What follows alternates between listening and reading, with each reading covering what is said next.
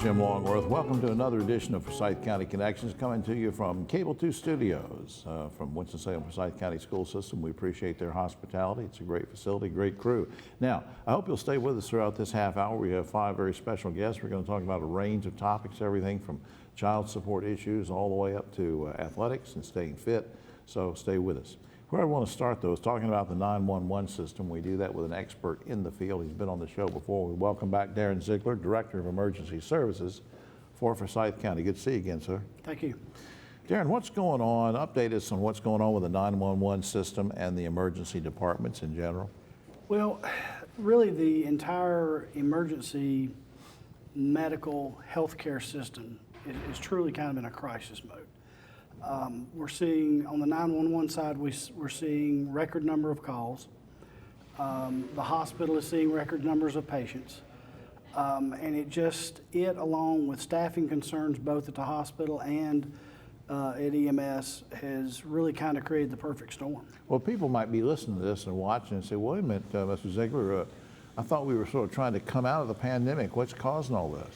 Well, that's a very good question, because the reality is we've seen on our side of the house, being 911, we've seen increases in basically all types of our calls. It's not just COVID related, but you've seen what's going on in our community with violence. So we see uptick in calls of a violent nature, car wrecks, heart attacks. We're just seeing a lot of everything. Wow. What are you doing to try to address this problem? Is there anything you can do in the short term and long term? Well, in the short term, we're working with our partners at the hospital to get more public information out there as to what proper use of 911, proper use of the emergency department is. More long-term measures on both sides of the house. One is increasing staffing. Hospitals are working to increase their nursing situation, because it's primarily, we really look at it, it's nurses, paramedics, and EMTs. Right. The hospital need more nurses, and we need more EMTs and paramedics. What would you like folks in general to understand about the 911 system? I mean, if you had to pick one thing to just say, folks, here, just please know this, what should they know? It's for emergencies, and that sounds kind of counterintuitive, but the reality is we run a lot of non-emergency calls that really, in reality, do not need an ambulance, do not need 911 response. And you don't know until you get there. We don't know. We use a emergency medical dispatch system which prioritizes calls, and it's weighted to where if there's any doubt, it's going to run it as an emergency. But our non-acuity, our non-emergency, lower acuity calls, we have had to really take the hold times off of those. And there may be, if you're in a non-emergency situation, it may be hours before you get an ambulance. And look, let's be honest, we all think that our situation is the most important thing at the moment, because that's human nature. Oh, I broke my arm, I got an emergency. I smell some weird smell out in the yard, I got an emergency. And some of them are.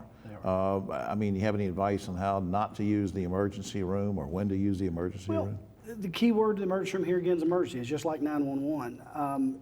If you're having severe bleeding you can't stop, if you're having chest pain, if you're having difficulty breathing, if you're having signs of a stroke, those are true emergencies. And right. That's not what's clogging up the emergency departments. It's a lot of people kind of use the emergency department as primary health care. And that's not what it's for. It's the least efficient method of health care when it comes to primary care. You mentioned a while ago, let me circle back before we're almost out of time. Let me circle back to when you said, we need more people. For somebody that wants to work in emergency medical services, emergency services, paramedic, and any of these areas, I'm assuming there's training that's available and you need people. Is there a website or something they should go to? Well, pretty much all of your community colleges are a great place to start. Right here in Forsyth County with Forsyth Tech is a great place to start. We've actually have graduated our first class of where we hired civilians and put them through training. And so we're finishing that up right now, and I suspect we will do that again. All right. So your community colleges really for nursing, EMT, or a paramedic is a great place to start. Sounds good. Darren, thanks for stopping by. I know you're busy all the time. I appreciate you taking the time to stop by. Thank you a lot. We'll be right back after this. Unlike other health concerns, mental illness is not always easy to see. DEPR. Mental illness doesn't show up on a scale. Bipolar? Sorting out a mental health concern takes professional diagnosis and treatment. Anxiety. I thought so. If you or a loved one has a mental health concern, don't go it alone. For 24-hour free and confidential information and treatment referral, call 1-800-662-HELP. Learn more at samhsa.gov/support. Welcome back to this edition of Forsyth County Connections, coming to you from the studios of Cable 2. What we want to turn our attention over the next few minutes is to talk about managing safety and security in the county through general services, and we do that with an appropriate person. Our special guest with us now is Chakeemia Shoulars. She's Safety Officer for Forsyth County. Welcome to the show. Thank you. Been here at working with the county, you said, for 8 months, right? 8 months. All right. Graduate of A&T, and we're just so glad to have you here. How would you, just to sort of get us started, how would you describe your responsibilities in managing safety and security of general services for the county? Because folks may not understand that. Well, I have a occupational safety and health degree in safety. What I do here at the county is manage the security program. Here we have a contract, a 5-year contract with Allied Universal, and they provide all our security needs for all 17 facilities here. Yeah, in now the give me an county. example of safety and security needs. What do you mean, like fire alarms? Or? Yeah, like fire alarm, your severe weather alarms, drills, anything like that. Oh, of that okay. nature. Yeah. Now, what are some key safety elements to know, like with regards to general services? What should people know? Give me an example. You need to know managers have to be committed to the safety, work site or job safety analysis, hazard prevention. Here recently, we actually received an award. The grounds department is a division within general services.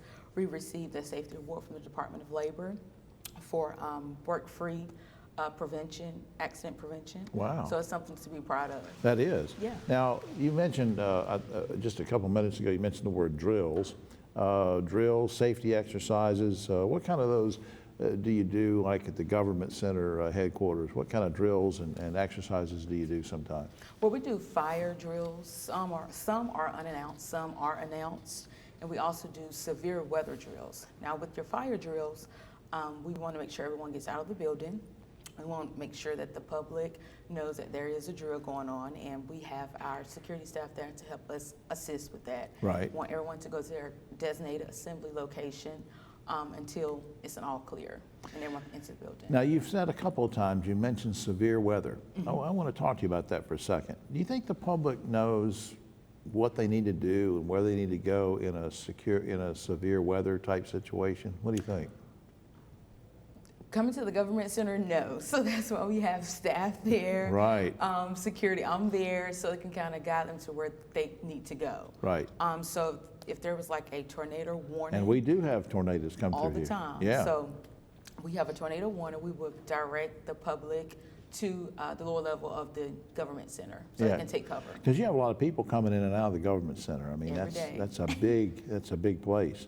Now, you sent me an email one day and said that you wanted to mention something about the watershed dam program.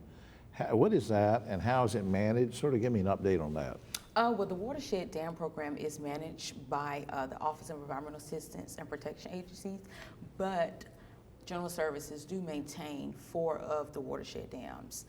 When I say maintain, we keep up with the inspections, we mow the lawn, we just make sure that everything is flowing properly at the dams. Right. We didn't rehearse this or anything. I'm just curious because we talked about you went to A&T and you came from, I guess, the eastern part of the state Yes, I did. originally. Why do you like doing this particular job? What is it about it that's sort of gratifying to you? Safety is like second nature to me. When I first went to A&T, I was an decided nursing major, and then I was looking into other, avenues to go on, and then I found safety, and it just feels home to me. I just want everyone to be safe, come to work, leave like you come. Absolutely. Is there and there may not be, but is there a website or something other than the general county website that somebody should know if they want to find out more information about general services? Can they just go to the general? Yeah, general services, the website, Forsyth County. Okay. Well, Chakeemia, I appreciate you doing this, and you're a real credit to the county and helping out with the safety and security. Thanks for all that. Thank you. All right. We'll be right back after this.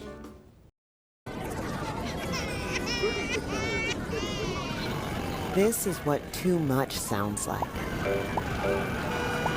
This is what stress feels like.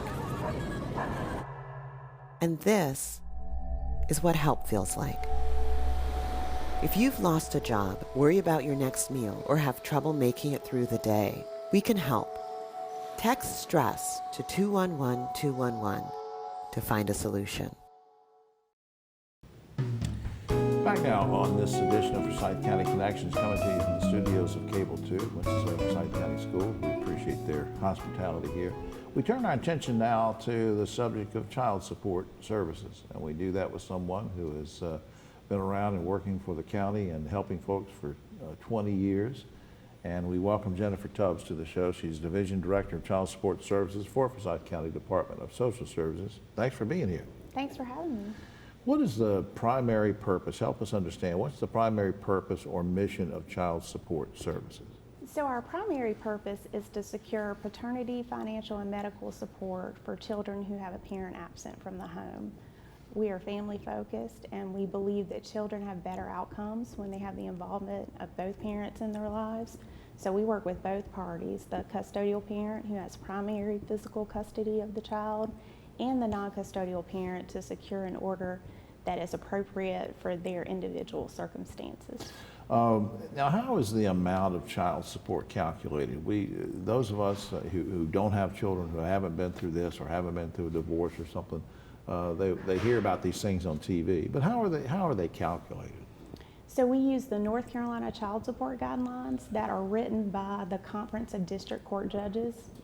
And it's a combined income model, meaning that the gross income of the custodial parent minus any credit for child support, pre-existing child support orders, or other children in the home is combined with the non-custodial parent's income minus those same deductions and applied to the schedule of child support obligations. The schedule is basically a table that has the combined gross income on one side and then the recommended support amount based on the number of children on the other side.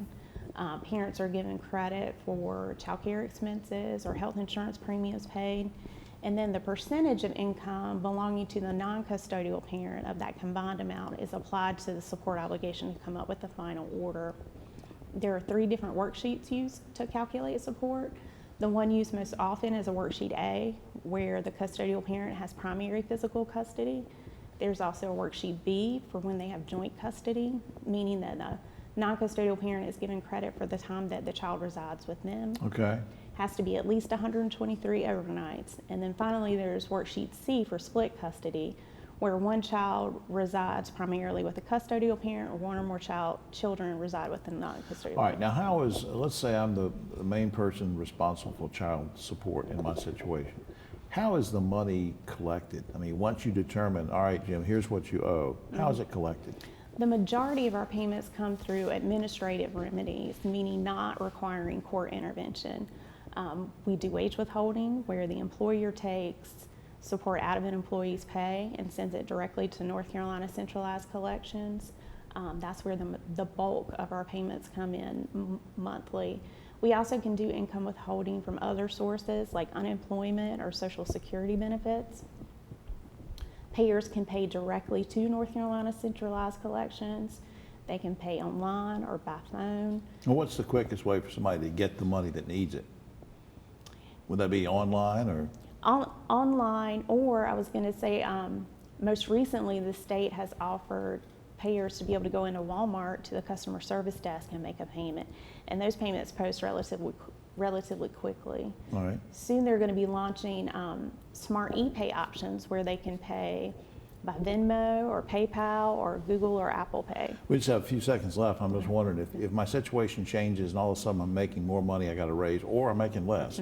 Quickly tell me, does that change what I pay in child support? Not automatically.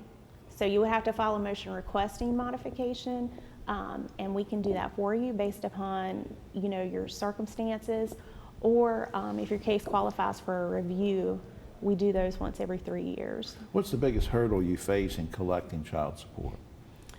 Over the past 3 or more years, it's been having to prove a participant's means and ability to pay. The onus has switched somewhat to us as the plaintiff to prove that someone has the ability to pay, rather than on the defendant to prove why they have not paid. And that's incredibly challenging with 13,000 plus cases. Wow. We have resources we can search, databases and interfaces, but ultimately, if we cannot find a source of income, we can't prove ability to pay. There's a lot of stress in what you're doing. I know there's a lot of pressure on you. Very quickly, what's gratifying to you about your job? So we started an incarcerated non-custodial parent project back in 2019. I personally write letters to parents who are soon to be released from jail or prison and encourage them to contact us when they get released. I include with that letter resources. One of the best resources we have is Project Reentry, which is housed at Goodwill on University Parkway. That's right. That's a good program. And they have just started a court collaboration with us, and they're coming to our contempt hearings to connect in person with our defendants. All right, is there a website people can find out more about child support services? Yes, www.ncchildsupport.gov. Jennifer, thanks for all you do for everybody. All right, thank you. All right. We'll be right back after this. So, I keep hearing how things are getting back to normal. Really? When am I back to normal? What is normal anyway? I can't even remember. Is this normal? Seriously? No. Was this ever normal? Please. I think this used to be normal. Then I figured out, just stop it. So much has changed. No wonder nothing feels normal. But here I am, still standing. A brand new edition of me. This is no time to go back to anything.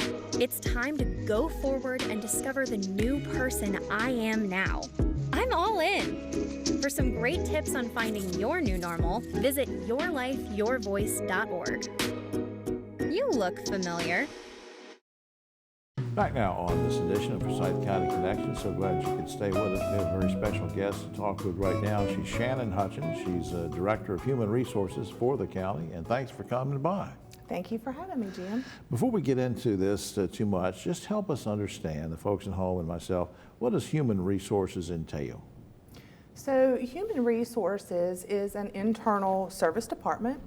We handle employee relations, so we partner and we're that unbiased third party, in a sense, between the employee and the department.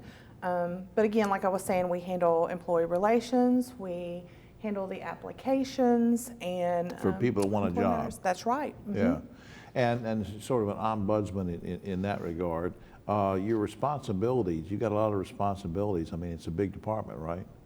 We have 13 employees in Human Resources. Now, how many job openings does the county currently have? And maybe this puts you on the spot. I don't know, it could change because, this show airs different times on cable, so depending on when people watch. But we're taping this particular segment on July 13th. Mm-hmm. So as of today, give me a rough idea of how many job openings are in the county and how many vacancies. Right. So vacancies, we have about 450, and that's a combination of full-time, part-time, seasonal, and temporary. Today, we're actively recruiting for about 250 positions. Wow. You'll see on our website, this is where we post all of our job openings. We have 56 different jobs that are listed on there that we're actively recruiting for. Now, I know it would take us 5 hours to do this, but just, I'm thinking, what kind of jobs? Give me an example, some good jobs that are open that people might want to consider. Give me an example. So we have it all. I like to tell people we have it all. If you're interested in a particular line of work, Forsyth County really is the place. So just to give an example of some of the positions that we have open today, we have paramedic, we have detention officer, we have deputy sheriff, we have social worker, risk management analysts. So we actually have anything from, administrative to executive. Lots of choices there. Now, the application and hiring process, is it a complicated thing? Is it a long thing? Is it streamlined? Just give me an idea if I say, hey, I might be interested in getting a job as to work in child support services, or I'd like to work in this department. How complicated is it?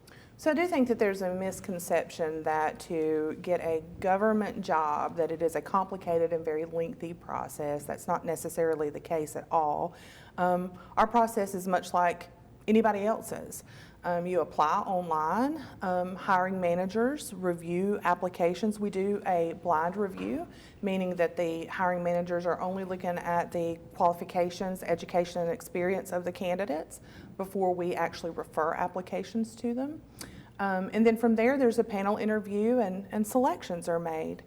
Once the selection is made, it usually takes, about 2 weeks before a hire. Well, I guess the final thing I want to ask before we run out of time is why would you recommend the county? Because I'm thinking, if you put your salesperson hat on for just a second, you talked about over 200 positions that you're actively trying to recruit. So if I'm one of these folks that would like to go after one of those, why is this the county administration and government a good place to work?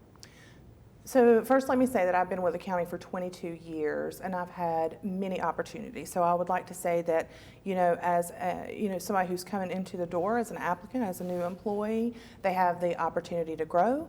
They have an opportunity to change careers. Whatever their interest is, we probably have that. Right. Our benefits are fantastic. They're excellent.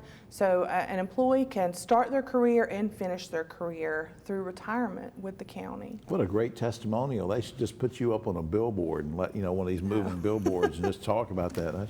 No, I appreciate that. Hey, look, I want to make sure we get some kind of a website information. Is there a particular website other than just the general county website, something people should go to if they want to apply? Sure. So, no, you get to it through the county website. It's www.forsyth.cc/human resources. Okay. And I encourage anybody to go to our site. It has our benefits on there. You can apply online through the website. Shannon, thanks for everything. Thank you. All right. Good cheerleader for the county. That's right there. We'll be right back after this. Every year, 4.5 million young adults between the ages of 18 and 24 visit the ER. It's every parent's nightmare. Umergency gives you all the tools you need to quickly and effectively manage your family's emergency. Umergency provides instant access to vital resources, customized to your student's campus and local community, digital consent form, and built-in urgent alert button. Umergency gives you peace of mind when you need it most. Download your Umergency app now. We come to the final segment of this edition of Forsyth County Connections, and as we wind up things on this particular program, we're going to talk about golf, and specifically golf out at Tanglewood, and specifically with this very special guest. Mike Wilcox is a golf professional at Tanglewood, and we appreciate you coming over. Well, it's good to be here. And of course, we were talking off camera. Here's a guy who's an all-around athlete, baseball, now golf. What does a golf pro do at a county course like Tanglewood? Well, my position really, I oversee the whole golf operations from the clubhouse and the golf courses, the maintenance and everything. So. And you say golf. I'm going to catch on something. I want folks to know. He said the word courses, plural, because a lot of times people say, "Well, where are you going?" We're going to play at Tanglewood, but there's more than one course. We have 3 courses actually, 2 regulation courses and 1 short course. The championship course is obviously the most well-known course and the most played course. It's a little bit longer. It's 7,100 yards. It's got a lot of sand traps on it. And, right. The Reynolds course is the other regulation course. It's a little shorter. It's more tree-lined. It has a lot of dogleg holes that go right to left, so you have to be pretty precise off the tee on that. Yeah, I go right to left indiscriminately. Now, what about the tournament history? Give me a little bit on that. I guess the biggest tournament we ever had was the 1974 PGA Championship, which is one of golf's annual major championships. And right. That came down to a duel between 2 of the greatest golfers of all time, Jack Nicklaus and Lee Trevino. I remember that. I remember. I watched it. Right. So, and Lee Trevino ended up winning by one shot. Yeah, it was great, and a great feather in the cap for Tanglewood too. Oh, and, for sure, for sure. Give me an update on any recent renovations that you guys have made to the courses.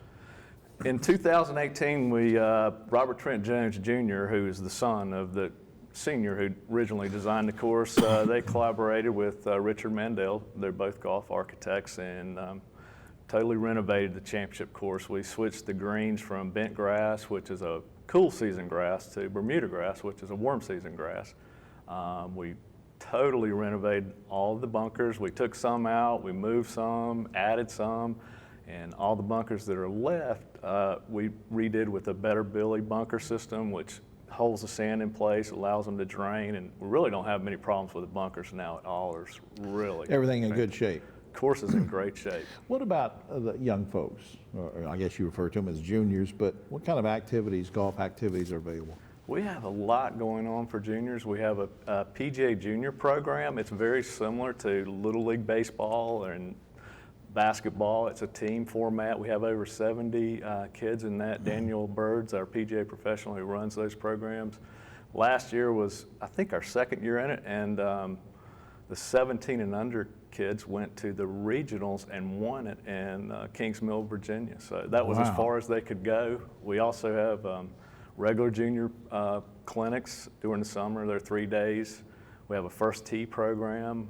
It's huge. It's a national program. They have a lot of kids that participate at our par 3 course. For general public, for adults and everybody, getting away from the kids for just a second, anything else that Tanglewood offers to the public that they might want to know about?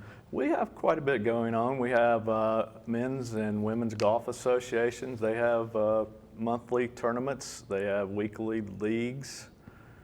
We have 2 practice ranges where you can practice, work on your game, and the one at the par 3 facility stays open until 9 p.m. at night during the summer. I mean, should I call, if I want to go out and just hit the ball around on practice range, or if I want to play golf, you know, a full round, do I need to call somebody or go online, or what's the deal? Only if you want to play the Reynolds course or championship course, you can call the pro shop, or we do allow people to book online now. We have an online booking system. So Well, I'm glad you brought that up. Can you tell me the website where people can go to for this kind of thing? Sure.